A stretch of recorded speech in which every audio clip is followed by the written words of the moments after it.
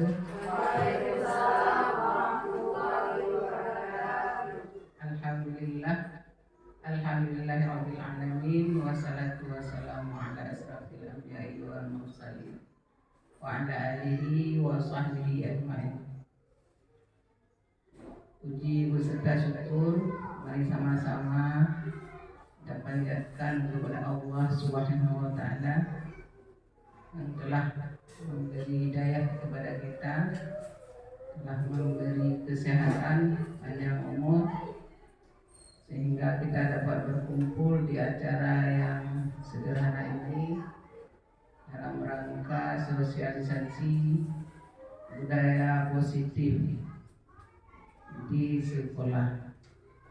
Kemudian selawat beserta salam, mari sama-sama kita sanjung-sanjungkan kepangkuan alam Nabi besar Muhammad sallallahu alaihi wasallam yang telah membawa umatnya dari alam jahiliyah ke alam Islamiyah, dari alam yang tidak berilmu pengetahuan ke alam yang penuh dengan ilmu pengetahuan sesuai dengan syariat Islam.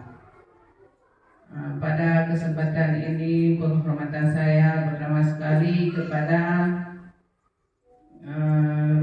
guru rekan kerja dan terkhususnya kepada guru penggerak kami yaitu Pak Khalid Zuhri yang dalam masa ini dalam proses pembelajaran guru penggerak. Pada kesempatan ini beliau ingin memaparkan hal-hal yang berkenaan dengan kebudayaan positif. Apa yang dimaksud dengan kebudayaan positif? Baik itu di lingkungan sekolah secara umum ataupun di dalam kelas secara khusus. Ini ada kiat-kiatnya tersendiri.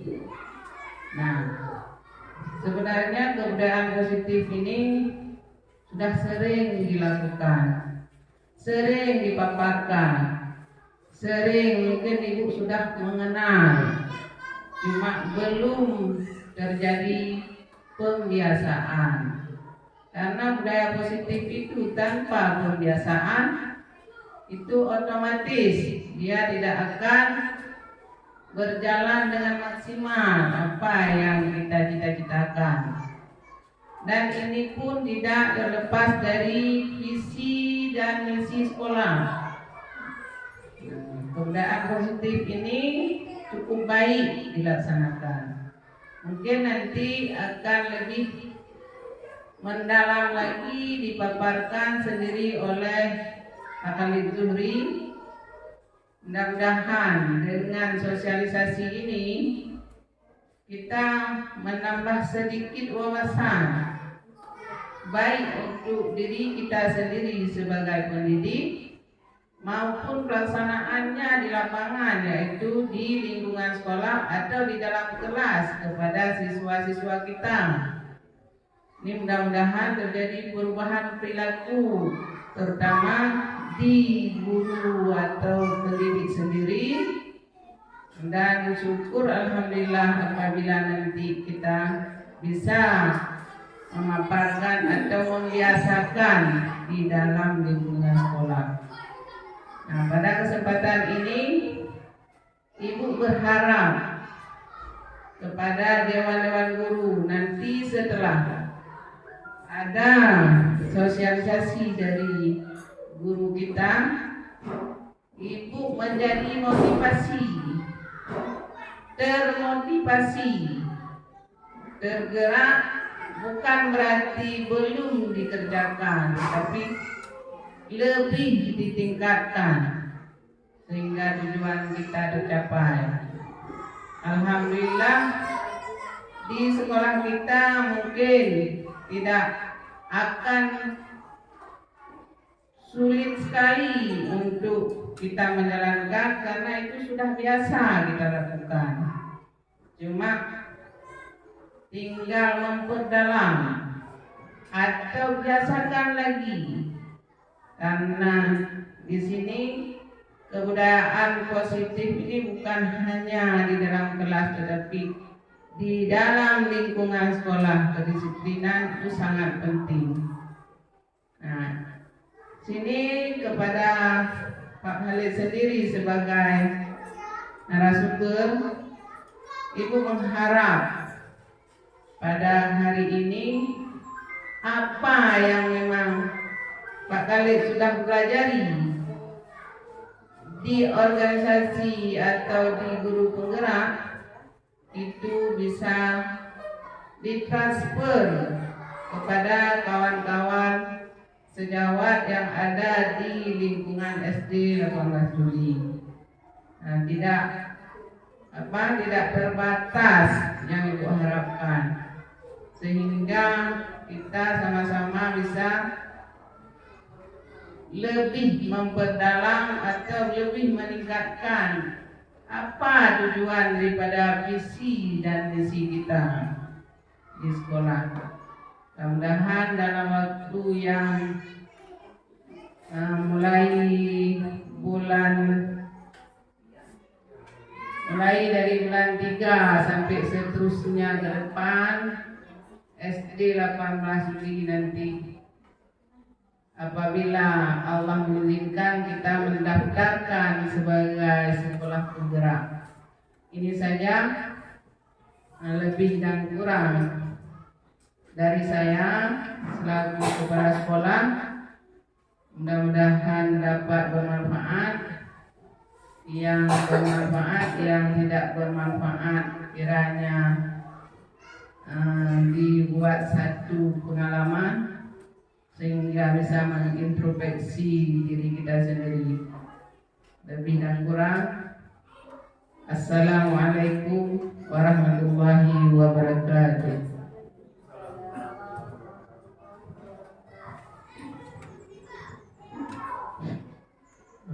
Baik, terima kasih kepada Ibu Kepala Sekolah telah mengarahkan atau menyampaikan kata-kata sambutannya untuk acara pada hari ini. Nah, saya ingin menyampaikan bahwasanya di sini saya Khalid Nuri, rekan ibu-ibu semua, rekan bapak ibu semua, adalah salah satu dari calon guru penggerak di angkatan 10 Kabupaten Bidul. Di sini saya ditugaskan. Nah, kita insya Allah rekan semua juga kalau menjadi guru penggerak nantinya mendaftar akan punya tugas-tugas seperti ini. Jadi, nah di sini ada modul di modul 1.4 yaitu budaya positif, aksi nyata budaya positif. Jadi di sini saya akan menyampaikan tentang budaya positif, dan kepada ibu-ibu di rekan saya yang menggunakan laptop harap ditutup sebentar supaya kita bisa menyimak dengan jelas apa yang menjadi kegiatan pada hari yang berbahagia ini. Di sini di tugas ini saya membuat rekaman untuk kemudian saya share, saya bagikan dan jadi konsumsi publik. Nah, apa yang saya sampaikan ini. Jadi di sini diseminasi budaya positif di lingkungan sekolah. Diseminasi ini merupakan menyebarluaskan informasi atau pengetahuan budaya positif di lingkungan sekolah. Ketika kita mendengar kata positif, tentu semuanya saya yakin tidak ada satu sekolah pun di dunia ini yang tidak menerapkan budaya positifnya. Budaya positif ini adalah kewajiban, dan juga budaya positif ini merupakan hal yang sudah menjadi kebiasaan. Apalagi ini adalah lingkungan sekolah, tempat menimba ilmu, tempat menuntut ilmu, mendidik generasi bangsa. Maka sudah jelaslah bahwa budaya positif ini adalah hal yang sudah lazim kita lalui. Jadi di budaya positif ada disiplin positif dan nilai-nilai kebajikan universal. Kemudian ada teori motivasi, hukuman dan juga penghargaan serta restitusi. Kemudian ada kebutuhan dasar manusia, kemudian restitusi, 5 polisi kontrol dan restitusi. Jadi tadi adalah poinnya, di depannya adalah penjelasan yang kita dengarkan, kita pahami. Di sini disiplin positif dan nilai-nilai kebajikan universal. Menurut seorang perubahan paradigma.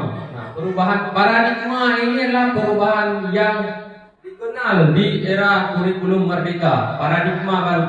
Nah, menurut seorang psikiater dan pendidik Dr. William Glasser, dalam kontrol teori yang kemudian hari berkembang dan dinamakan choice theory, meluruskan beberapa miskonsepsi tentang makna kontrol. Nah, di sini dia ingin meluruskan beberapa hal yang terjadi miskonsepsi tentang makna kontrol. Di sini ada ilustrasi guru mengontrol murid.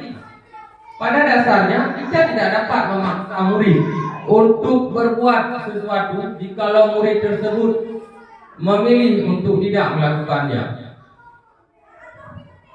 Saya lihat sebelum kita slide di belakang ini, saya ingin dulu para dewan guru untuk masing-masing berpasangan. Nah, masing-masing berpasangan semuanya coba digenggam tangannya, digepal tangannya, dan satu orang membuka genggaman tangannya, tangan orang tersebut. Masing-masing silakan dipraktekkan. Kemudian bagaimanapun caranya, kawannya harus berhasil membuka kepalan tangan itu, genggaman tangan itu. Saya kasih waktu dalam 10 detik dan 20 detik. Oke, silakan dipraktekkan. 1, 2, 3. Silakan. Saya mau melihat siapa yang berhasil membuka, siapa yang tidak berhasil.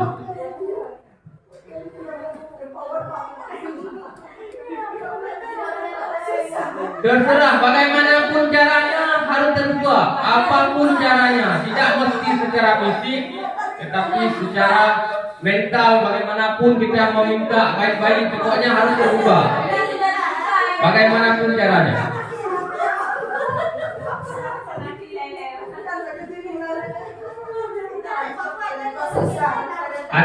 Ada yang berhasil? Ada. Siapa yang berhasil? Siapa yang tidak berhasil? Semua berhasil. Semua berhasil. Nah, pada dasarnya kita tidak dapat memaksa murid untuk berbuat sesuatu jikalau murid tersebut memilih untuk tidak melakukannya. Ibu-ibu, jadi pada dasarnya kita sebagai guru tidak dapat memaksa murid untuk berbuat sesuatu jikalau murid tersebut memilih untuk tidak melakukannya. Tadi apa yang ibu lakukan? Kenapa bisa membuka atau tidak? Semuanya ada pada ibu semuanya. Nah, jadi setiap hal itu semuanya ada pada diri kita sendiri, dan orang lain tidak bisa mengontrol kita.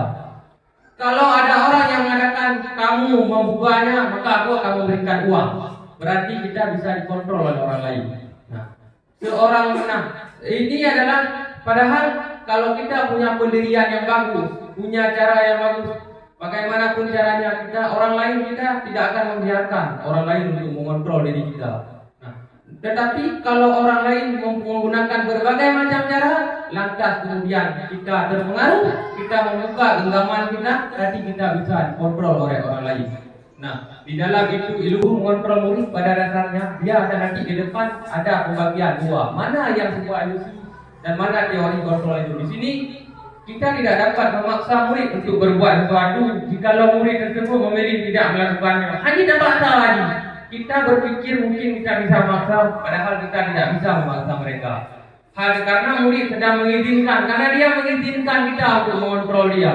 Nah, makanya sepertinya kita bisa mengontrol. Saat itu bentuk kontrol guru menjadi kebutuhan dasar yang dipilih murid tersebut. Karena dia memilih, dia boleh untuk dikontrol. Maka kita bisa mengarahkan dia. Teori kontrol menyatakan bahwa semua perilaku memiliki tujuan, bahkan terhadap perilaku yang tidak disukai. Artinya, walaupun tidak disukai, tapi itu perilaku itu punya tujuan. Yang kedua, ilusi bahwa semua penguatan positif efektif dan bermanfaat. Penguatan positif atau bukanlah bentuk-bentuk kontrol segala usaha untuk mempengaruhi murid agar mengulangi suatu perilaku tertentu adalah suatu usaha untuk mengontrol murid tersebut. Dalam jangka waktu tertentu, kemungkinan murid tersebut akan menyadari dan mencoba untuk menolak rujukan kita, atau bisa menjadi murid tersebut menjadi ketergantungan pada pendapat sang guru untuk berusaha. Jadi dari pendapat ini, teori kontrol ini, William Glasser ini, ilusi semua penguatan positif. Nah, kemudian ilusi juga bahwa kritik dan membuat orang merasa bersalah dapat menguatkan karakter. Ketika saya orang kita mengatakan bahwa hal-hal yang membuat dia merasa bersalah, kemudian kita berpikir bahwa kita dapat menguatkan karakter mereka. Sebenarnya itu ilusi. Nah, ketika kita mengatakan murid itu ternyata saya sudah berhasil, itu semua ilusi sebenarnya menurut pendapat dari William ini. Menggunakan kritik dan rasa bersalah untuk mengontrol murid menuju pada identitas gagal. Mereka belajar untuk merasa buruk tentang diri mereka. Mereka mengembangkan dialog diri yang negatif. Kadang-kala sulit bagi guru untuk mengidentifikasi bahwa mereka sedang melakukan perilaku ini, karena seringkali guru cukup menggunakan suara halus untuk menyampaikan pesan negatif. Nah, yang selanjutnya, ini banyak slide yang harus disampaikan, makanya ini ditulis saja. Ilusi bahwa orang dewasa memiliki hak untuk memaksa. Ketika kita orang dewasa, kita berpikir bahwa memiliki hak untuk memaksa. Banyak orang dewasa yang percaya bahwa mereka memiliki tanggung jawab untuk membuat murid-murid berbuat hal tertentu. Adapun yang dilakukan dapat diterima selama ada sebuah kemajuan berdasarkan sebuah pengukuran kinerja. Jadi pada saat itu pula orang dewasa akan menyadari bahwa perilaku memaksa tidak akan efektif untuk jangka waktu yang panjang dan sebuah hubungan permusuhan akan terbentuk. Jadi ilusi bahwa orang dewasa itu bisa memaksa. Bagaimana seorang bisa berubah dari paradigma stimulus respon kepada pendekatan teori kontrol? Stephen Covey mengatakan, bila kita ingin membuat kemajuan perlahan-lahan, sedikit-sedikit ubahlah sikap atau perilaku Anda. Namun bila kita ingin memperbaiki cara-cara utama kita, maka kita perlu mengubah kerangka acuan kita. Ubahlah bagaimana Anda melihat dunia, bagaimana Anda berpikir tentang manusia. Ubahlah paradigma Anda, skema pemahaman dan penjelasan aspek-aspek tertentu tentang realitas. Lihat ini, stimulus dan teori kontrol. Stimulus respon, realitas kebutuhan kita sama. Sementara teori kontrol mengatakan bahwa realitas kebutuhan kita itu jelas berbeda. Yang kedua, semua orang melihat hal yang sama. Setiap orang memiliki gambaran yang berbeda. Jadi kita tidak sama dalam melihat suatu hal. Jadi di stimulus respon ini semua orang melihat sama. Kemudian kita mencoba mengubah orang agar berpandangan sama dengan kita. Pada di teori kontrol kita berusaha memahami pandangan orang lain tentang dunia. Jadi kita mencoba mengubah orang agar berpandangan sama dengan orang sama seperti kita. Padahal kita berusaha memahami pandangan orang lain. Jadi orang bilang begini, mungkin kita harus memahami ternyata memang bisa jadi begitu, tidak seperti yang kita katakan. Orang lain bisa mengontrol saya. Yang bisa mengontrol Anda itu hanya diri Anda sendiri. Orang lain hanya dikontrol dan orang lain tidak bisa mengontrol kita. Karena kita lemah, karena kita membiarkan diri untuk dikontrol sehingga orang lain mengontrol kita. Nah, saya bisa mengontrol orang lain, Anda tidak bisa mengontrol orang lain. Pemaksaan ada pada saat rujukan gagal. Kolaborasi dalam teori kontrol, kolaborasi dan konsensus menciptakan pilihan-pilihan baru. Di dalam stimulus respon, model berpikir menang atau kalah, model berpikir menang-menang di teori kontrol. Nah, kita lihat di slide selanjutnya. Disiplin positif ini ibu-ibu mau nanti dibaca, kemudian kita di luar nanti saling berdiskusi karena memang waktu di sini singkat untuk kita berdiskusi. Di sini sudah tertulis banyak tentang poin-poinnya yang bisa kita baca. Diana Goshen dalam bukunya, jadi dalam ini makna disiplin. Dalam bukunya Restructuring School Discipline tahun 2001 menyatakan bahwa arti dari kata disiplin berasal dari bahasa Latin. Kita sering mengucapkan disiplin. Ternyata orang dari daerah Latin, dari bahasa Latin namanya disiplina. Disiplina yang artinya belajar. Kata disiplina juga berasal dari akar kata yang sama dengan disciple atau murid atau pengikut. Untuk menjadi seorang murid atau pengikut, seseorang harus paham betul alasan mengapa mereka mengikuti suatu aliran atau ajaran tertentu. Sehingga motivasi yang terbangun adalah motivasi intrinsik, bukan ekstrinsik. Jadi ini, seorang murid harus paham betul alasan itu apa alasan dia belajar. Nah, dengan dia tahu alasan, dia akan terbangun motivasi dari diri, bukan dari dalam diri, bukan motivasi dari luar dirinya. Nah, selanjutnya Diana Goshen juga menyatakan bahwa arti dari kata disiplin juga berkonotasi dengan disiplin diri. Dengan kata lain, disiplin diri juga mempelajari bagaimana cara kita mengontrol diri dan bagaimana menguasai diri untuk memilih tindakan yang mengacu pada nilai-nilai yang kita hargai agar tercapai tujuan yang diinginkan. Jika seseorang sudah memiliki disiplin diri, berarti mereka bisa bertanggung jawab terhadap apa yang dilakukannya, karena mereka mendasarkan tindakan mereka pada nilai-nilai kebajikan universal. Sebagai seorang guru, tujuan kita adalah menciptakan murid-murid yang memiliki disiplin diri, sehingga mereka bisa berperilaku dengan mengacu pada nilai-nilai kebajikan universal dan memiliki motivasi intrinsik, bukan ekstrinsik. Nah, nilai-nilai kebajikan universal. Dari ada pendapat Ki Hajar Dewantara maupun Diana Goshen, di mana kedua pakar pendidikan mengartikan disiplin sebagai bentuk kontrol diri, yaitu belajar untuk kontrol diri agar dapat mencapai suatu tujuan mulia. Nah, disiplin ini, kalau seseorang ingin sukses, maka dia harus disiplin. Dan disiplin ini tidak ada kata tawar-menawar untuk sebuah keberhasilan, melainkan harus punya kedisiplinan. Tujuan mulia di sini mengacu pada nilai-nilai prinsip mulia yang dianut seorang. Kita namakan nilai-nilai tersebut sebagai nilai-nilai kebajikan virtus yang universal. Nilai-nilai kebajikan universal berarti nilai-nilai kebajikan yang disepakati bersama, lepas dari suku bangsa, agama, bahasa maupun latar belakangnya.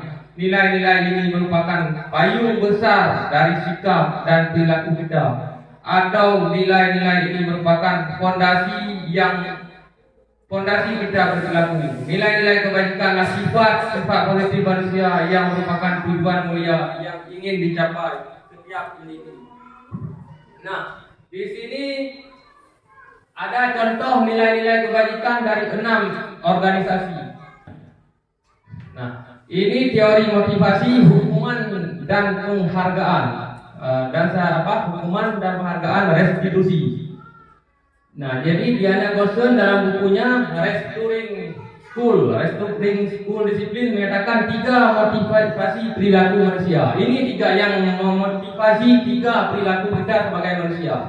Yang pertama, untuk menghindari ketidaknyamanan atau hukuman. Jadi 3 motivasi. Ketika kita ingin melakukan sesuatu, kita pergi ke sekolah atau kita datang bekerja. Seperti misalkan Pak Bu ini, cuma 3 motivasinya. Tidak ada motivasi di luar ketiga ini.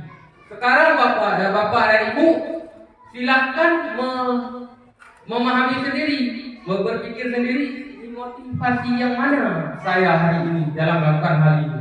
Untuk menghindari ketidaknyamanan atau hukuman, seorang malah poin pertama berperilaku untuk menghindari permasalahan yang mungkin muncul dan berpengaruh kepada mereka secara fisik, psikologis atau tidak terpenuhinya kebutuhan mereka. Bila mereka tidak melakukan tindakan itu, motivasi ini bersifat eksternal. Nah, sekarang kita di sekolah. Kita datang ke sekolah hari ini untuk apa? Kita datang ke sekolah ini saya tanya kepada Ibu Zahra. Ibu Zahra hari ini datang ke sekolah ini untuk apa datang ke sekolah? Kenapa Ibu Zahra datang ke sekolah hari ini? Apa yang menyebabkan Ibu Zahra datang ke sekolah?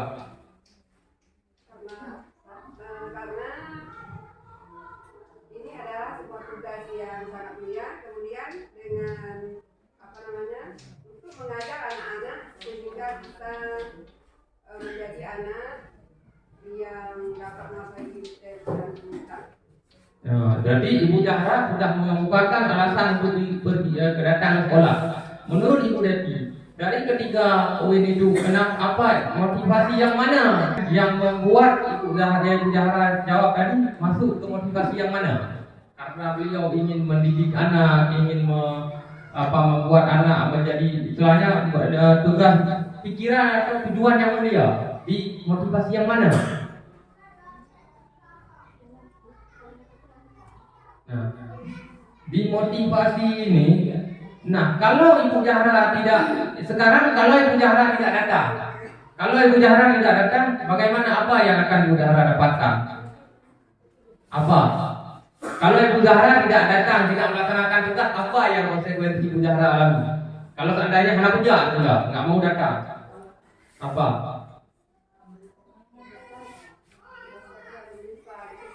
Nah, kalau kita orang yang punya nilai spiritual yang tinggi, tentu kita berpikir kalau saya datang saya berdosa. Kalau saya berdosa, saya itu bisa jadi saya dihukum, bisa jadi saya dipecat dan sebagainya.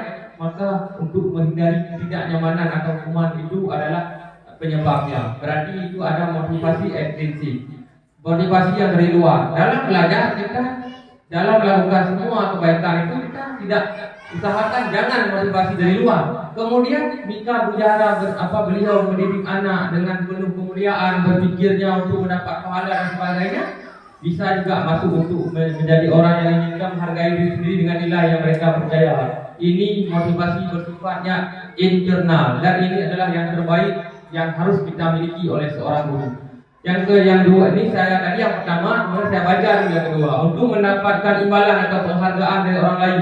Kita untuk mendapatkan imbalan, misalkan saya harus menjadi punya prestasi yang bagus, kemudian dapat imbalan, saya dapat uang, saya dibayar, itu masuk ke dalam penghargaan dari orang lain. Motivasi ini juga bersifat eksternal. Nah, itu eksternal itu tidak akan bertahan lama. Nah, kemudian hukuman dan penghargaan. Kita masuk hukuman dan penghargaan. Ini yang kita lakukan ini adalah kegiatan ini adalah syarat dengan kehidupan kita sehari-hari. Hukuman dan penghargaan. Tindakan terhadap suatu pelanggaran pada umumnya berbentuk hukuman atau konsekuensi. Nah, itu kemudian restitusi adalah proses menciptakan kondisi bagi murid untuk memperbaiki kesalahan mereka sehingga mereka bisa kembali pada kelompok mereka dengan karakter yang lebih kuat. Nah, restitusi juga merupakan proses kolaboratif yang mengajarkan murid untuk mencari solusi untuk masalah mereka dan membantu murid berpikir tentang orang seperti apa yang mereka inginkan dan bagaimana mereka harus memperlakukan orang lain. Nah, ini saya coba saya bisa jadi nanti penjelasan ini ada di depan, tapi saya coba memahami dari sisi yang saya pahami. Kemudian ini misalkan kita restitusi kondisi bagi murid untuk memperbaiki kesalahan mereka. Jadi kita ada cara-cara yang kita lakukan ketika murid kembali ke temannya. Dia tidak membawa rasa malu, dia tidak membawa rasa sakit. Ketika dia tidak malu bersama rekan-rekannya, kita memberikan suatu penguatan sehingga ketika anak tersebut mengingat bagaimana perlakuan kita sebagai guru, maka dia merasa tenang. Artinya dia merasa berkesan. Nah, jadi kita selanjutnya ini memang agak kurang tampak. Bisa lagi pecah. Nah, ini. Jadi identitas gagal, hukuman, identitas sukses, disiplin, konsekuensi dan restitusi. Nah, mana sih hukuman dan mana restitusi? Hukuman sesuatu yang menyakitkan harus terjadi. Nah, jadi hukuman itu menyakitkan. Kemudian tidak nyaman untuk murid atau anak untuk jangka waktu panjang. Nah, hukumannya tapi hukuman kita berikan hukuman itu jangka waktu panjang tidak enak, tidak nyaman. Kemudian korban mendapatkan keadilan. Memang mendapatkan keadilan di korban. Bisa dia memukul orang, kemudian kita hukum. Bagi anak ini tenang dia, bisa jadi adil ini caranya. Kemudian perilaku pasif agresif meningkat, artinya ketika kita memberikan hukuman anak akan lebih baik. Nah, kenapa? Bahkan dia menjadi lebih ini lagi, lebih menjadi sistem tidak akan berjalan bila murid tidak takut. Nah, ketika kita menghukum dia siswa tersebut bakal lebih marah dia ke depannya, akan makin. Kemudian berlaku hanya pada sebuah institusi, tidak berlanjut pada kehidupan nyata. Nah, jadi dia di sini aja dia ketika kita hukum, tidak ada manfaatnya di luar. Kemudian peraturannya adalah titik-titik kamu harus. Nah, misalkan itu peraturannya bunuh, begini peraturannya, kamu harus begini. Nah, boleh. Nah, murid atau anak membenci peraturan itu dari hukuman, dungeng di hukuman. Nah, kemudian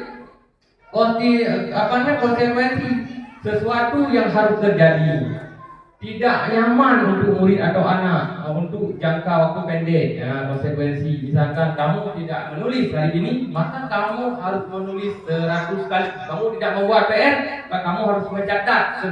Itu bisa sebuah konsekuensi. Murid atau anak dibuat tidak nyaman. Pengakuan hanya bertahan dalam jangka waktu pendek, memerlukan monitoring dan supervisi terus menerus dari guru. Lalu sudah berapa banyak kamu sudah menulis, sudah siap atau bagaimana? Kemudian membantu penerapan mengikuti peraturan dalam masyarakat. Misalkan konsekuensi tidak membawa sepatu, maka kamu tidak bisa memakai sepatu di sekolah. Kemudian kita masuk murid atau anak menghormati peraturan dari konsekuensi. Kemudian kita ke restitusi. Restitusi ini adalah cara yang paling bagus kita dalam menyikapi keadaan di sekolah. Kita belum menjalankan, bukan kita hari ini mengatakan bahwa sudah saya jalankan, namun belum berubah. Kita belum menjalankan. Kalau kita katakan saya sudah melaksanakan semua yang disuruh berbagai macam cara, tetapi belum membuahkan hasil. Saya ingin mengatakan kita belum melakukan berbagai cara, hanya melakukan dengan cara-cara sehingga kita belum mendapatkan apa yang kita inginkan, kita harapkan. Di sini ada restitusi. Restitusi merupakan pilihan menguatkan untuk murid atau anak dalam jangka waktu panjang. Korban mendapatkan ganti, kemudian murid atau anak mendapatkan penguatan. Masalah terpecahkan, murid belajar bertanggung jawab untuk perilakunya. Fokus pada pemecahan masalah dalam jangka waktu panjang. Bukan fokus untuk menghukumnya, tapi fokus untuk menyelesaikan bagaimana kita menyelesaikan ini bersama-sama. Dia ikut dalam menyelesaikan masalah ini. Apa yang kamu yakini? Apa sih menurut kamu yakini apa sih? Mukul orang ini benar atau salah? Nah, kalau kamu sejauh hati nuranimu mengetahui memukul orang itu benar atau salah, tidak seperti yang disebutkan kemarin. Itu sifatnya adalah sifat jengkel sementara. Artinya dia mengatakan boleh memukul orang, boleh karena dia sudah mengatai saya, menghina saya, menjelek-jelekkan saya. Tetapi ketika kita mendudukkan dia, kita bertanya apakah boleh kita menghina orang lain, apakah boleh kita memukul orang lain? Saya yakin semua anak, siapapun manusia dunia ini, insya-Allah, apalagi kita pernah mengenyam bangku pendidikan dan bangku pengajian, akan mengatakan bahwa menghina dan mengejek orang lain itu adalah sebuah kesalahan dan itu hukumnya adalah dosa. Kemudian murid atau anak menghormati dirinya dan orang lain, dia jadi segan. Ternyata kita telah memperlakukan dia dengan baik dan dengan manusiawi. Identitas gagal, awas kalau dilakukan lagi ya, nanti awas nanti hukuman yang kapukun ingat nanti kalau kamu lakukan lagi. Nah, netral, konsekuensi netral dan positif, lakukan apa yang saya katakan. Nah, kalau di restitusi, apakah hal ini yang sesungguhnya ingin kamu lakukan? Kalau di konsekuensi, lakukan seperti yang ibu perintahkan. Tapi ketika lakukan apa yang saya katakan. Kalau di restitusi, apakah hal ini yang sesungguhnya ingin kamu lakukan? Yang terlihat model paksaan yang kalau yang tadi stimulus respon, kemudian teori kontrol yang digunakan. Hukuman mendorong untuk menyalahkan diri, konsekuensi mendorong kepatuhan, restitusi mendorong disiplin positif. Nanti kita lihat bagaimana di depannya nanti bagaimana ini segitiga restitusi ini. Nah, kemudian konsep diri buruk, konsep diri konsekuensi, konsep diri baik, kemudian konsep diri kuat. Jadi di sini hukuman, konsekuensi dan restitusi, hukuman ini negatif, konsekuensi masih di tengah dia, masih di tengah, artinya belum tidak juga negatif, belum pada positif. Kemudian mencoba mengontrol anak dengan penguatan negatif, membayar impas kesalahan. Poh yang benar. Poh cara lain seperti contoh hukuman di negeri ini pernah membunuh orang, ada hukuman misalkan hukuman mati, nah itu hukuman. Kemudian mencoba mengontrol anak dengan penguatan politik. Anak paham bahwa dirinya sendiri yang pegang kendali kontrol. Nah, ketika di restitusi dia paham. Artinya paham bahwa ini kesalahan yang dilakukan. Dampak pada murid, kalau dihukum marah, merasa bersalah, rendah diri, mengasingkan diri, kena hukuman kemana secara psikologi. Kemudian kehilangan hak, waktu jeda seorang diri, ya, kemudian dan juga penahanan. Di restitusi murid atau anak tidak kehilangan waktu, namun bersemangat untuk memperbaiki diri. Kita panggil dia untuk kembali, dia masih lompat-lompat, dia tidak merasa bersalah karena memang kita tidak menghukum dia, menekan psikologinya. Kemudian tiba-tiba tidak diharapkan ada sangat berbaik. Hukuman itu ketika sudah dia melakukan kesalahan, tiba-tiba orang kena hukum, berat hukum. Jadi terkejut dia umat.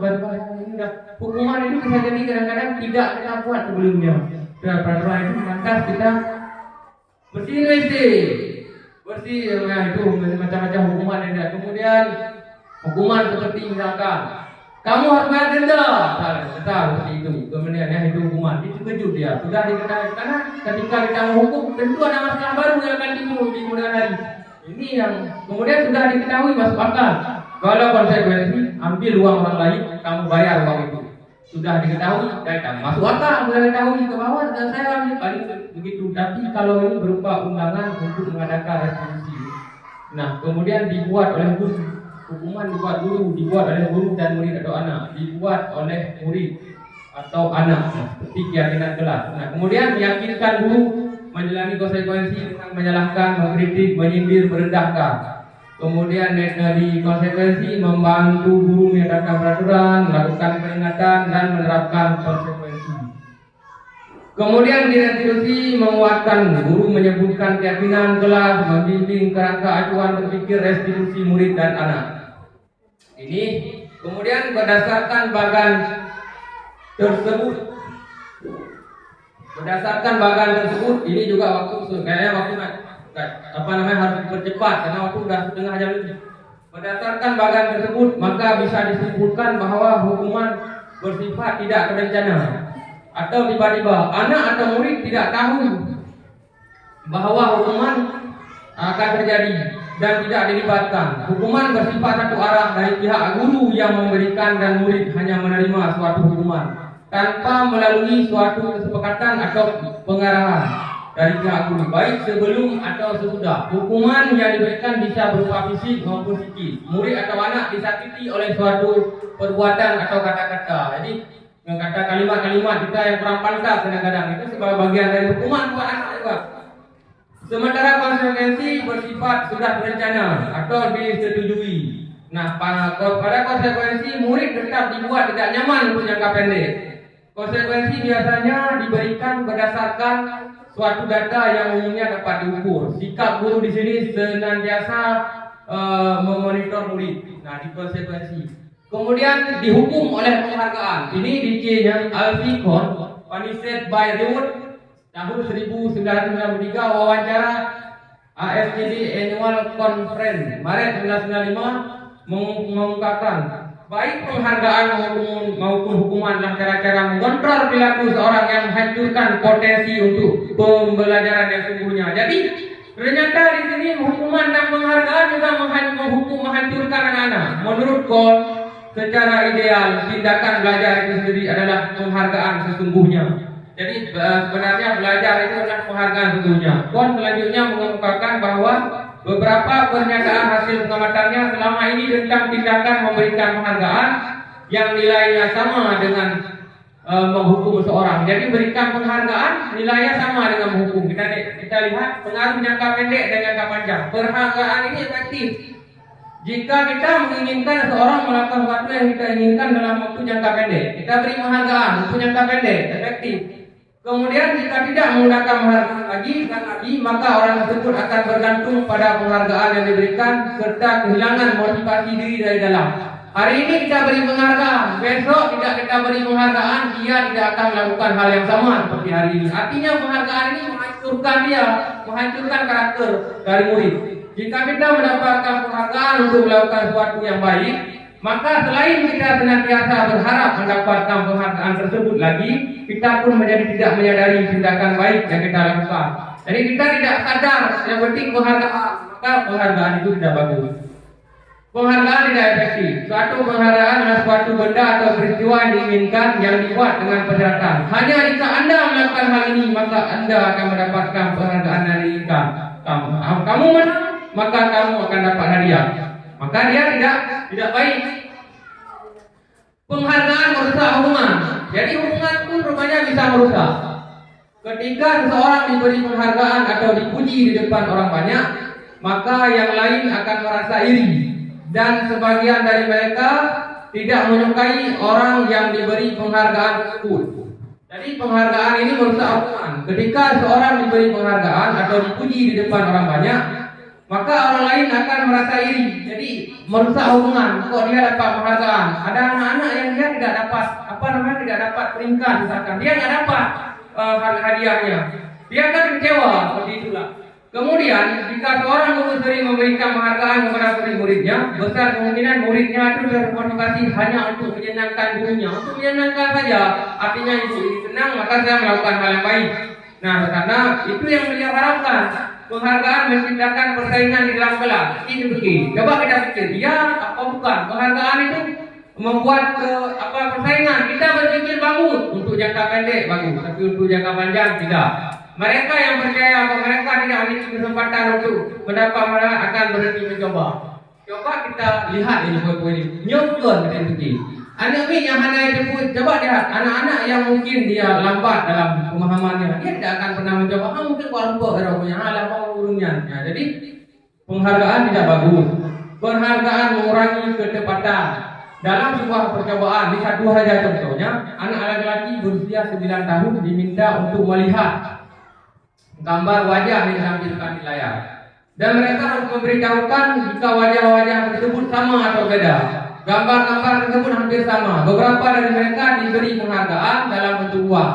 Pada saat mereka memberi jawaban benar, sementara yang lain tidak. Hasilnya anak laki-laki yang dibayar membuat lebih banyak kesalahan. Artinya ketika mereka diulang, mereka tidak bisa melakukan sebaiknya pada saat diberi penghargaan.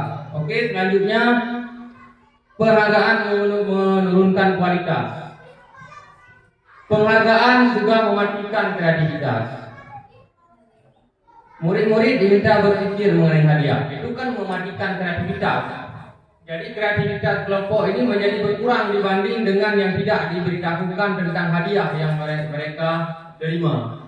Jadi murid-murid diminta berpikir mengenai hadiah atau penghargaan yang bisa mereka dapatkan bila berhasil menulis sebuah puisi. Jadi kreativitas kelompok murid-murid ini menjadi kurang dibandingkan dengan yang tidak diberitahukan hadiah. Nah, jadi mematikan kreativitas. Contoh yang carong itu putih mungkin, yang hanya carong hanya dikerjakan. Oke, penghargaan menghukum mereka tidak mendapatkan penghargaan. Misalnya dalam sistem ranking. Ini sistem ranking. Sekarang makanya ini ranking ini gimana sekarang di sekolah kita? Ranking gimana? Gimana? Ranking masih ada ranking, nggak ada lagi kan? Nah, ini semua program-program ini sudah didesain sedemikian rupa, disangkut pautkan oleh pemerintah sehingga ini ranking itu tidak ada. Nah, misalkan mereka dapat ranking kedua akan merasa paling dihukum.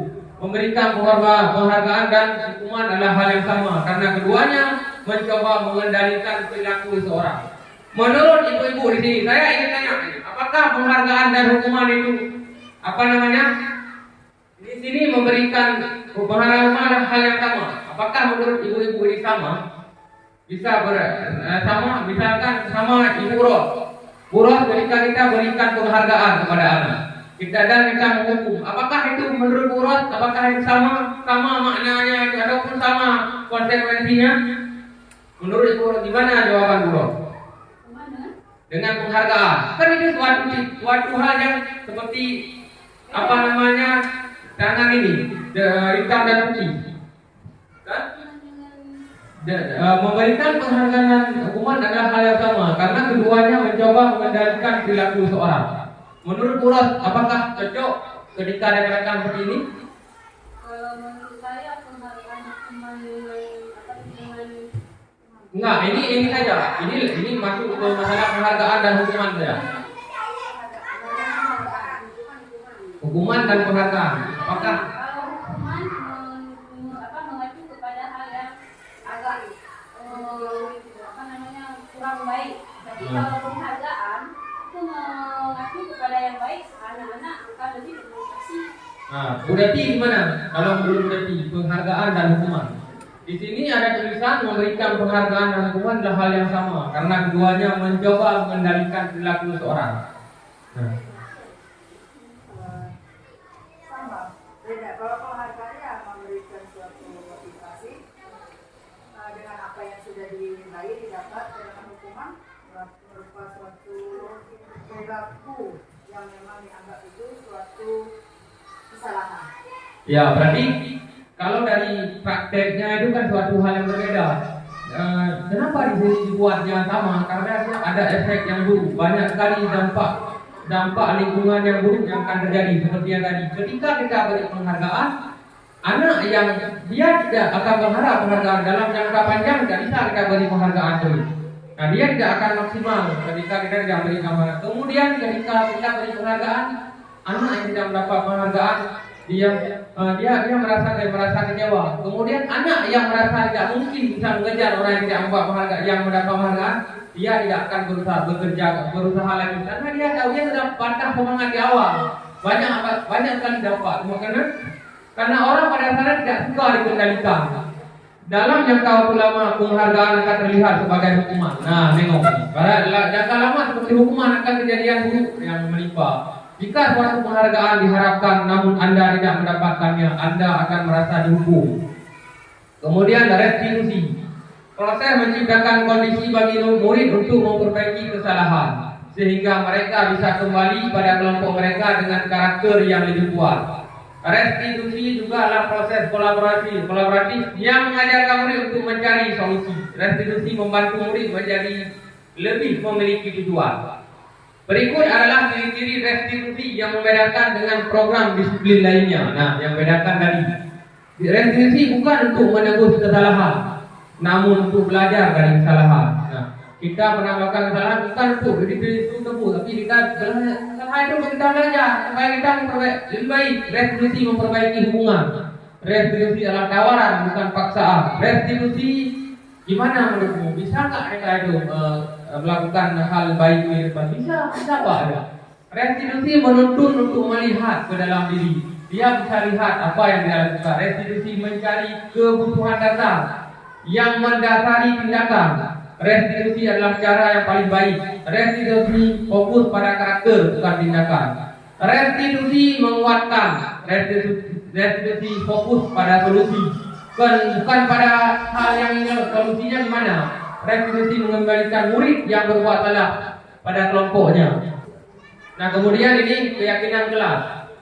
Keyakinan yaitu nilai-nilai kebajikan yang disepakati secara tersirat dan tersurat. Jadi di dalam keyakinan, di dalam kondisi sekolah ada namanya keyakinan kelas. Semua guru di sini sudah membuat kan keyakinan kelas. Sekarang kita tanya sama Bula sudah pernah di sini ada keyakinan kelas. Bula sudah membuat keyakinan kelas atau belum? Ada tidak keyakinan kelas sebagai wali kelas 1? Ada. Keyakinan kelasnya apa yang mau dibuat? Contohnya begini. Contoh datang tepat waktu. Ada nggak yang tertulis? Nah, Bula ada. Bujara ada keyakinan kelas. Ada. Yang Bujara buat ini keyakinan kelas atau peraturan kelas?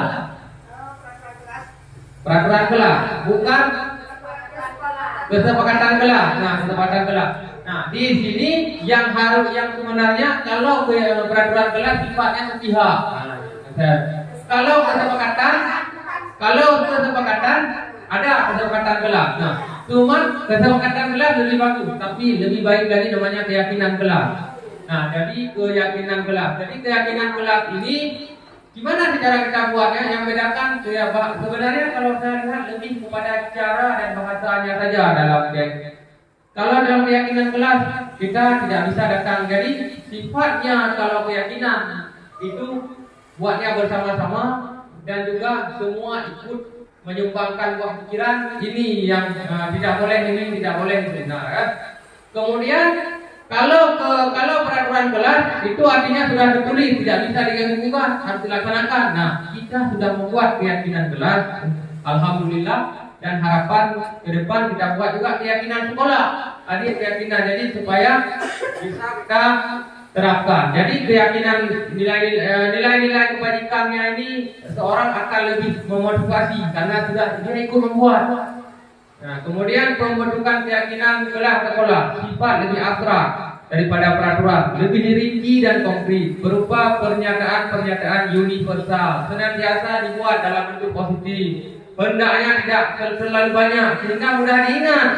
Sebaiknya dapat diterapkan di lingkungan tersebut. Semua warga kelas hendaknya ikut memberikan sumbangsi dalam pembuatannya. Kemudian bersedia meninjau, mempersilahkan murid untuk bercurah pendapat, mencatat semua masukan, tinjau kembali daftarnya. Kemudian, jadi sudah ada bangunan. Di sini ada tabel D. Nah, jadi tabel D, kegiatan tampak seperti atau tidak tampak seperti. Hormat, tampaknya datang tepat waktu, menyapa teman dan guru setiap hari, seperti itu tampilannya nanti. Aplikasinya. Kemudian tidak tampak seperti sering dan hadir, terlambat, tidak acuh pada teman. Nah, ini beberapa. Kemudian bekerja, tampak tekun dan menyimak guru, tidak mendengarkan guru kalau tidak tampaknya rasa diterima dan dimiliki. Tampak seperti melibatkan semua anggota kelompok masing-masing, kemudian mengucilkan salah satu teman kita, itu jangan tampak seperti itu. Nah, kemudian ini tak boleh terdengar satu orang berbicara. Yuk, saya bantu. Kita bisa menyelesaikan ini yang terdengar, yang terlihat berempati terhadap perasaan orang lain, memegang barang milik orang lain hanya dengan izinnya, mendengarkan dengan seksama, senantiasa baik, seperti itu yang terlihat. Nah, yang terlihat oleh kalian. Kemudian perilakunya bagaimana? Ramah, memberikan salam hormat, berjabat tangan. Nah, dan seperti itu. Nah, kegiatan pendalaman keyakinan kelas, kegiatan tugas saya, tugas kamu, tugas guru, tugas murid. Jadi guru tugasnya mengajar, mendidik, menjawab pertanyaan, memberi nilai, mengatur kelas, menegakkan peraturan kelas, menjalankan keyakinan kelas, peduli terhadap semua murid. Kemudian murid tugasnya belajar. Nah, jadi guru tugasnya bukan menyakiti atau disakiti, memaksa kamu untuk belajar, merapikan barang-barang murid, menyiapkan makanan atau barang-barang alat tulis. Guru itu bukan itu tugasnya. Murid juga tugasnya bukan menyakiti atau disakiti, bukan mengeluh, bukan merusak barang orang lain, bukan melakukan tugas guru, bukan memutuskan untuk teman kamu. Karena banyak kita lihat, walaupun kita ini sederhana, sekedar lewat kalau kita baca, tapi pada prakteknya ada kita lihat murid yang sudah menghukum mahasiswa yang lain. Padahal itu bukan tugas dia, tapi dia sudah mengambil sudah memposisikan diri sebagai guru. Ini nggak boleh terjadi. Kebutuhan dasar manusia, seluruh tindakan manusia memiliki tujuan tertentu. Semua yang kita lakukan adalah usaha terbaik kita untuk mendapatkan apa yang kita inginkan. Nah, jadi kebutuhan ini sebenarnya kita sedang mempunyai atau lebih dari satu kebutuhan dasar kita, kebutuhan untuk bertahan hidup, kasih sayang dan rasa diterima, love and belonging, kebebasan, freedom, kesenangan, fun dan kekuasaan, power. Ketika seorang murid melakukan suatu perbuatan bertentangan dengan nilai-nilai kebajikan atau melanggar peraturan, hal itu sebenarnya dikarenakan mereka gagal. Berarti ini yang gagal mereka ketika mereka melakukan kesalahan, itu yang gagal mereka dapatkan. Mereka tidak mendapatkan kebutuhan bertahan hidup, tidak mendapatkan kasih sayang, dan tidak mendapatkan kebebasan, tidak mendapatkan kesenangan, dan tidak mendapatkan kekuasaan. Lanjutkan, tidak boleh tidak, mesti itu penyebabnya. Kenapa dia melanggar dari aturan yang ada. Kemudian ada 5 kebutuhan besar dasar manusia bertahan hidup di sini. tadi penguasaan, kasih sayang dan rasa diterima, kebebasan, kesenangan. Nah, jadi seluruh ini memiliki tujuan. Tadi sudah kita sebutkan ini kebutuhan bertahan hidup, kebutuhan yang sifatnya fisiologis, sifatnya jiwa kita ini bertahan hidup, misalnya kesehatan, sifatnya fisiologis ini fisiologis. Nah, misalnya kesehatan kita butuh kebutuhan untuk bertahan supaya bertahan hidup. Kebutuhan biologis bagian dari proses untuk reproduksi, memperbanyak keturunan misalnya. Kasih sayang dan rasa diterima. Jadi kita kalau tidak diterima, kita butuh diterima. Artinya dalam kehidupan sosial, Pak Daudi dan Siro. Kemudian penguasaan kita, pengakuan atas kemampuan kita perlu diakui, dan yang sudah capek kita bekerja tidak diakui, walaupun bukan itu yang kita harapkan. Kemudian kebebasan, kita butuh kebebasan. Kalau kita dikekang, nah kadang-kadang dalam misalkan ada kita di dalam kehidupan kita di sekolah atau dimanapun, kalau kita dikekang kita tidak sanggup bekerja, kenapa? Ada terbebani. Nah ini jadi masalah. Kemudian kesenangan, kebutuhan senang. Tidak ada manusia yang tidak butuh kesenangan, dan kadang-kadang banyaknya keuangan yang didapatkan seorang tidak bisa menjamin dia bahagia. Artinya kesenangan itu kita tidak tahu posisinya di mana, melainkan ada dalam hati kita sendiri. Nah, jadi kemudian konsep 5 kebutuhan dasar manusia tidak hanya untuk anak-anak, tapi untuk kita semua. Kemudian restitusi 5 posisi kontrol, dan 5 posisi kontrol melalui kerangka riset ini, posisi 5 posisi kontrol ada penghukum, pembuat rasa bersalah, teman, pemantau, dan manajer. Ada 5 posisi kontrol yang kita lakukan tanpa kita sadari. Yang pertama penghukum. Saya pribadi dulu pernah melakukannya, dan saya yakin kita semua pernah melakukan, dan ini betul-betul sebuah kekeliruan. Ini contohnya. Penghukum bisa menggunakan visi maupun verbal. Contoh di sini, guru yang melakukan penghukum akan berkata, patuhi aturan saya atau awas. Kemudian kamu selalu saja salah. Kita menjustifikasi langsung, kamu selalu salah. Selalu, pasti selalu yang terakhir selesai. Tapi itulah guru seperti ini senantiasa percaya hanya ada satu cara agar kita bisa berhasil, yaitu cara dia. Coba kita lihat, betul nggak kita percaya bahwa cuma cara kita yang bisa menyelesaikan? Nah, jadi nggak boleh menghukum. Mulai hari ini kita jangan lagi menjadi penghukum. Pembuat merasa bersalah. Pada posisi ini biasanya guru akan bersuara lebih lembut. Pembuat rasa bersalah akan menggunakan keheningan yang membuat orang lain merasa tidak nyaman. Bersalah atau menarik kata-kata yang keluar dengan lembut, akan seperti, ibu sangat kecewa sekali dengan kamu. Berapa kali bapak harus memberitahu kamu ya? Gimana coba kalau orang tua kamu tahu kamu berbuat begini? Malu nggak orang tua kamu? Dia cari uang, capek untuk kamu untuk membiayai hidup kamu, biaya sekolah, kasih jajan. Itu namanya buat rasa bersalah. Sedih dia. Seperti ini murid akan memiliki penilaian diri yang buruk tentang mereka. Akhirnya mereka merasa bersalah. Ternyata saya begini, ternyata saya beda maksudnya. Saya banyak menyusahkan orang tua saya. Ada hal-hal yang tidak kita harapkan. Ada terjadi di luar sana, ada yang orang buruk. Inilah karena mereka bersalah. Kemudian teman. Ini posisi teman. Ada yang membuat bahwa posisi mungkin sebagai teman. Yang mudah. Dan saya gini. Ayo bantulah demi anak, demi bapak ya, sambil merangkul. Ada misalnya saya dulu ingat waktu masih SMA. Bambu waktu masih SMA kita memperlakukan guru pengen jadi teman, tapi guru juga pengen membuat kita menjadi teman, bisa dikendalikan dia, Pak aman kalau teman. Ya ayo bantulah demi bapak ya, ayo ingat tidak bantuan bapak bantuan bapak, ayo ingat tidak bantuan bapak selama ini. Ya sudah tadi ini tidak apa-apa, nanti ibu bantu bereskan. Nah itu jadi saya dulu teringat bahwa seperti ini. Saya dulu pernah waktu PPR teringat, saya bilang sama teman saya, nanti ini posting. Jadi ada teman-teman DPR, ada perempuan-perempuan, ibu-ibu, kalian kalau ibu dengan ibu-ibu jangan ibu dengan bapak. Kenapa? Supaya bapak harus nampak kalau bapak ini guru, harus disegani, olahraga. Nah itu nggak boleh. Kemudian memantau berarti mengawasi. Pada saat kita mengawasi, kita bertanggung jawab atas perilaku orang yang kita awasi. Posisi pemantau berdasarkan pada peraturan dan konsekuensi. Dengan menggunakan sanksi atau konsekuensi, kita dapat memisahkan hubungan pribadi kita dengan murid.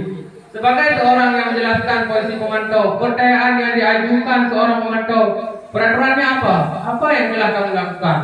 Sanksi atau konsekuensinya apa? Seorang pemantau sangat mengandalkan perhitungan. catatan data yang dapat digunakan sebagai bukti atas perilaku seseorang. Polisi ini akan menggunakan stiker, slip catatan daftar cek, posisi pemantau sendiri berawal dari teori respon yang menunjukkan tanggung jawab guru dalam mengontrol murid. Manajer, nah ini adalah polisi terbaik. Manajer, polisi terakhir manajer. Posisi di mana guru berbuat sesuatu bersama dengan murid, mempersilahkan murid mempertanggungjawabkan perilakunya, di mana murid diajak untuk menganalisis kebutuhan dirinya. Contohnya di sini, apakah kamu meyakininya tentang apa yang kamu lakukan? Jika kamu meyakininya, apakah kamu bersedia memperbaikinya? Kamu yakin ini salah? Apakah kamu ingin? Kalau yakin ini salah, kamu ingin bersedia perbaiki. Jika kamu perbaiki hal ini menunjukkan apa tentang dirimu? Apa rencana kamu untuk memperbaiki hal ini? Dia jawab, oh saya nanti telat sekolah. Maka kalau telat sekolah, saya akan bangun pagi-pagi. Bagaimana cara kamu bangun pagi-pagi sementara hari ini kamu aja telat? Nah, dan nanti saya akan menyetel alarm. Saya akan meminta bantu ibu, minta bantu kakak supaya bisa dibangunkan. Nah, tugas seorang manajer bukan mengatur, kita membimbing murid untuk mengatur dirinya. Kemudian bisa jadi dalam praktik disiplin hari ini kita akan kembali kepada posisi teman atau pemantau, karena murid yang ditangani belum siap untuk diajak berdiskusi seperti pernah yang kemarin Menteri Pulina sampaikan. Jadi tidak, anak-anak kadang tidak seperti yang kita harapkan. Tapi kita terus mencoba, bisa jadi itu karena tahap-tahap pertama. Kalau sudah biasa, dia bisa paham. Nah, jadi restitusi, segitiga restitusi tersebut dasar prinsip utama dan menstabilkan identitas. Langkahnya validasi tindakan yang salah, menanyakan keyakinan. Nah, ini segitiga restitusinya. Ini mau kamu habis, tapi nggak apa-apa. Saya putar video, izinkan saya karena sudah kita jalankan. Ini ada video saya yang sudah saya buat kemarin tentang segitiga restitusi. Channel Anda download juga video. Nah, ini kita putar saja. Nah, ini tolong perhatikan ibu-ibu, ini ada cara saya membuat video tentang restitusi. Jadi tolong diperhatikan ini sebentar.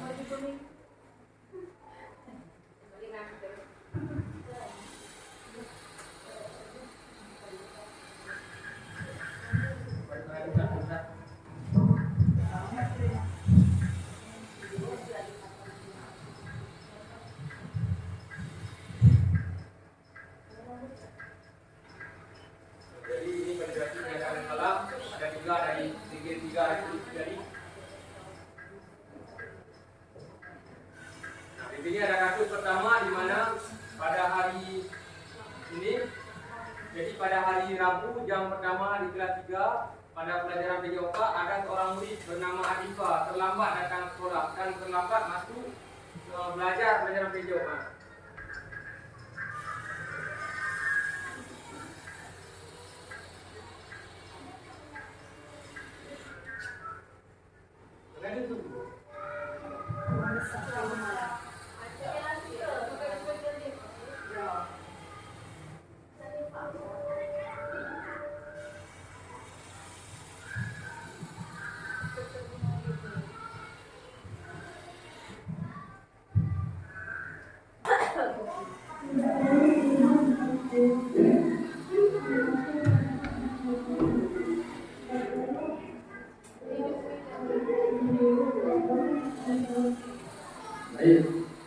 Supaya tidak terlambat lagi dengan sekolah, apa yang kita lakukan?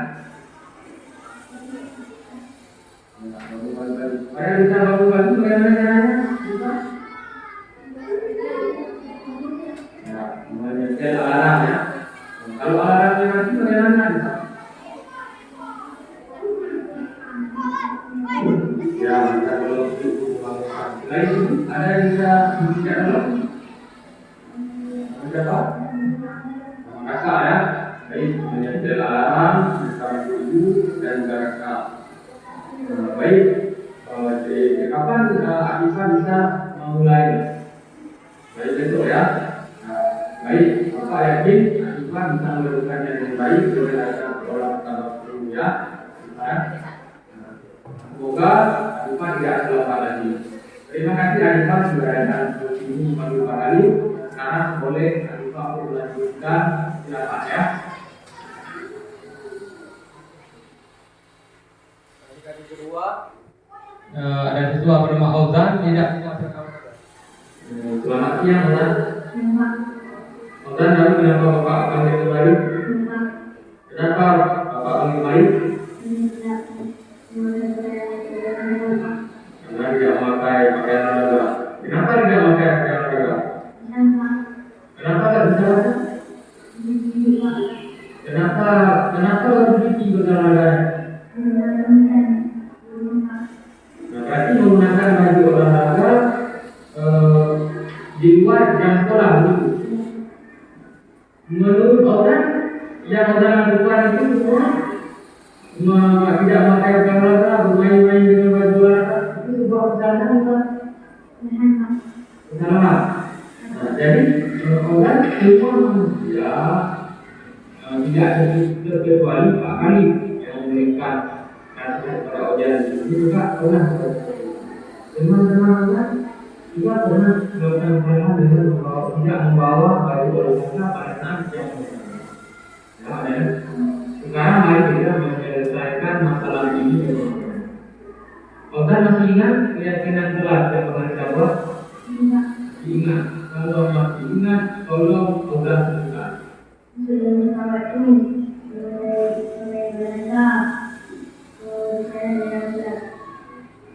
Baik, supaya tidak lagi melakukan kesalahan, saya bisa memakai pakaian olahraga pada saat yang apa yang bisa saya lakukan depan.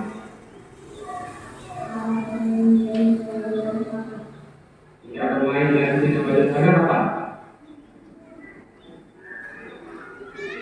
Di rumah. Jadi supaya tidak kotor. Jadi kapan kira-kira orang bisa mulai main? Mulai besok pulang sekolah. Jadi ya, sekolah itu baik. Bapak yakin kemudian bisa melakukan semuanya dengan baik, bisa melaksanakannya. Semoga kalau hari ini tidak berulang lagi, ya. Terima kasih Bapak sudah datang ini dengan Bapak. Sekarang silakan untuk melanjutkan kembali ke kelas.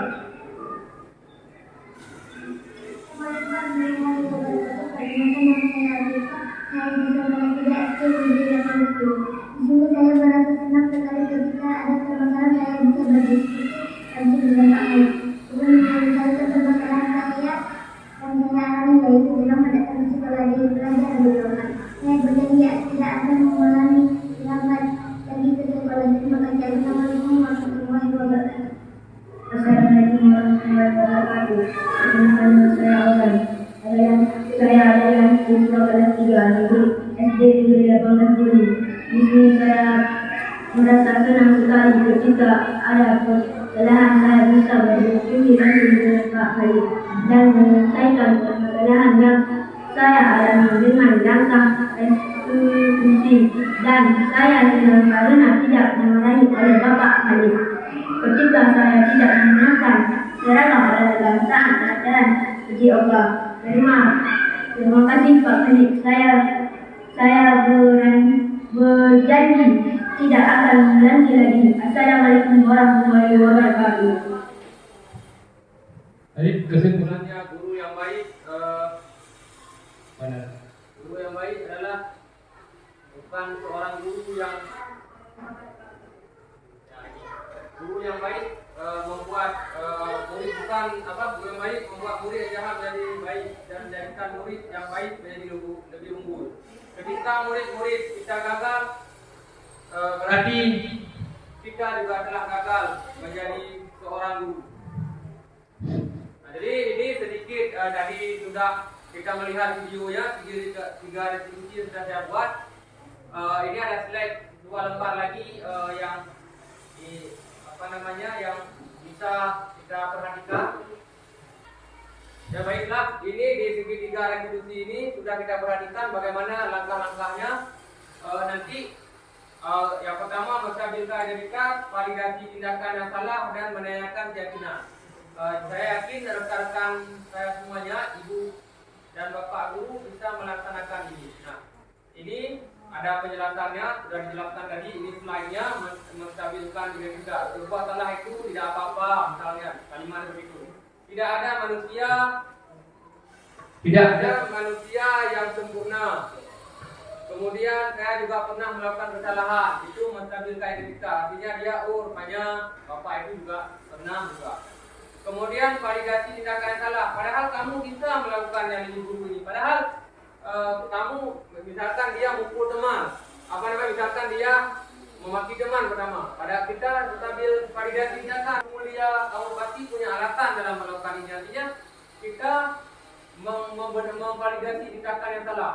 Kemudian menanyakan keyakinan. Nah, jadi apa yang kita percaya sebagai dengan kelas, sebagai kelas atau keluarga? Apa nilai-nilai umum yang kita telah sepakati?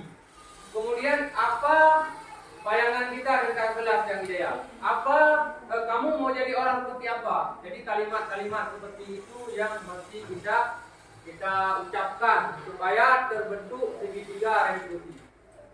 Jadi untuk diseminasi budaya positif sebagai tugas dari aksi nyata saya sebagai calon guru penggerak angkatan 10. Demikian yang bisa saya sampaikan. Terima kasih atas perhatian ibu bapak semuanya. Semoga bermanfaat untuk kita semua, terutama sekolah kita, terkhusus juga bagi saya pribadi dalam rangka evaluasi menjadi guru teladan yang lebih baik lagi untuk anak-anak didik. Saya akhiri. Subhanakallahumma wa bihamdika asyhadu an la ilaha illa anta wa billahi taufiq wa hidayah. Assalamualaikum warahmatullahi wabarakatuh.